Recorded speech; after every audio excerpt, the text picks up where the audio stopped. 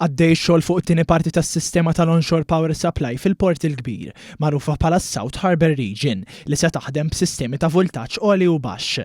B'hekk l-infrastruttura se tespandi u tkopri partijiet oħra tal-port il-kbir biex Malta tkompli tikkonsolida l-irwol u r-reputazzjoni tagħha bħala port sostenibbli ewlieni fil-Mediterran. Ix-xogħlijiet jinkludu total ta' 10 mollijiet li se joffri aktar minn 30 konnessjoni ġdida sabiex diversi tipi ta' bastimenti ikunu jistgħu jaqbdu ma' din is-sistema fosthom dawk tal-merkanzija. Dan kollu tisir investiment aktar minn 44 miljun euro li jinkludu fondi nazzjonali u anke minn fondi Ewropej. Waqt żjara fuq il-land tax-xogħol mill-Ministru għat-Trasport Chris Bonnet u l-Ministru għall-Fondi Ewropej Stefan Zrinzot Soppardi ġie spjegat li b'din is-sistema vapur li jkun marbut mal-moll se jkun jista' jitfil magni tiegħu u jaqbad direttament mal-grid nazzjonali tal-elettriku. Dwar dan il-għan il-Ministru Bonnet spjega kif is-sistemi tal-onshore power supply qed ikompli jpoġġu lil Malta fuq qudiemnet fejn jitlu portijiet sostenibbli fl-Ewropa. Irdu naraw li fiżbil li ġej qed naraw li sa nofs 2027 dawk il-vapuri wkoll jibdew jitfgħu l-magri biex jieħdu mill-elettriku.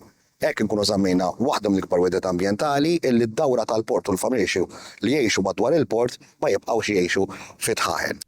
Il-Ministru Zrinzot Soppardi saq l-investiment bħal dan huwa xhieda tal-impenn tal-Gvern lejn infrastruttura aktar nadifa, moderna u sostenibbli filwaqt li l-komunitajiet tagħna u s-settur marittimu jibqgħu jiġu mħarsa. Dan l-investiment qed inkomplu nifirxu sistema li diġà qiegħda titħaddem fuq in-naħa l-oħra tal-port u bekk ikollna port illi jilqa' vapuri, inaqqas it-tniġġis, inaqqas l-emissjonijiet u fuq kollox ikollna attività portwali aktar ambjentalment pożittiva.